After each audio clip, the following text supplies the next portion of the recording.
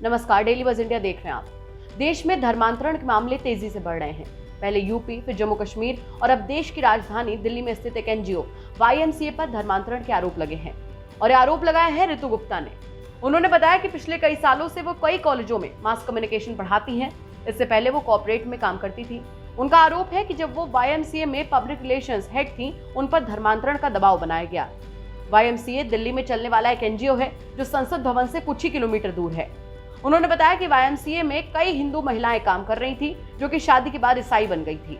ऋतु ने बताया कि YMCA ईसाई संस्था है, लेकिन वो खुद को सेकुलर बताती है। 2016 में ऋतु गुप्ता YMCA में काम करती थी और उन्हें हर साल वार्षिक रिपोर्ट तैयार करनी होती थी। वहां उनसे उनका नाम पूछा गया और अगला सवाल था कि वो कौन सी चर्च में जाती हैं। ऋतु का जवाब था कि वो हिंदू हैं, इसलिए चर्च नहीं जाती। ऋतु गुप्ता का कहना है कि इसके बाद उन्हें अजीब नजरों से देखा गया और उनके साथ अजीबोगरीब बर्ताव भी किए जाने लगा। कुछ महिलाओं ने उन्हें बताया कि वहां हिंदुओं को खास करके दबाया जाता है, लोगों से जबरन ईसाई प्रार्थनाएं करवाई जाती हैं, नहीं करने पर नौकरी का धौंस दिखाया जाता है। उन्होंने बताया कि बहुत पहले उन्होंने PM नरेंद्र मोदी के एक कार्यक्रम के लिए छुट्टी ली और ऑफिस में बताया तो लोग नाराज हो गए, उनके साथ बुरा बर्ताव किया गया। ऋतु गुप्ता ने बताया कि 2010-11 में YMCA में कुछ जर्मन गेस्ट आए हुए थे, जहां कुछ लोग बीफ खा रहे थे और उन्हें भी सर्व किया गया, लेकिन उन्होंने मना कर दिया। इस दौरान उन पर धर्म परिवर्तन का दबाव भी बनाया गया। अच्छी नौकरी, पैसे और जमीन का लालच भी दिया गया, लेकिन उन्होंने ये प्रस्ताव ठुकरा दिया। ऋतु बताती है कि इस एनजीओ में सिखों तक को ईसाई बनाया गया है।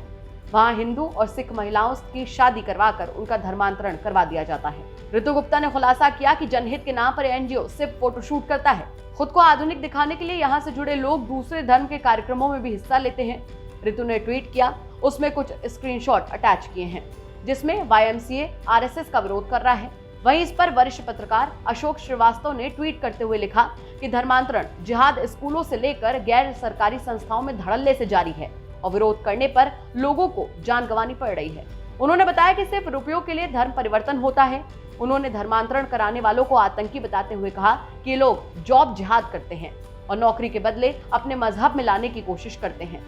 साथ ही ये भी बताया है कि उनके साथ दुर्व्यवहार और बदतमीजी भी हुई थी और शिकायत के बाद महिला आयोग ने कार्रवाई भी की थी। अब जब ये बात सामने आई है तो दिल्ली सरकार को चाहिए कि वो इस संस्था की जांच करवाए ताकि दूध का दूध और पानी का पानी हो सके। तो आपको हमारी खबर कैसी लगी हमें कमेंट सेक्शन में जरूर बताएं। साथ ही साथ हमारे चैनल को सब्सक्राइब करें और बेल आइकन जरूर दबाएं ताकि दिन भर की बड़ी खबरें आपको मिलती रहें।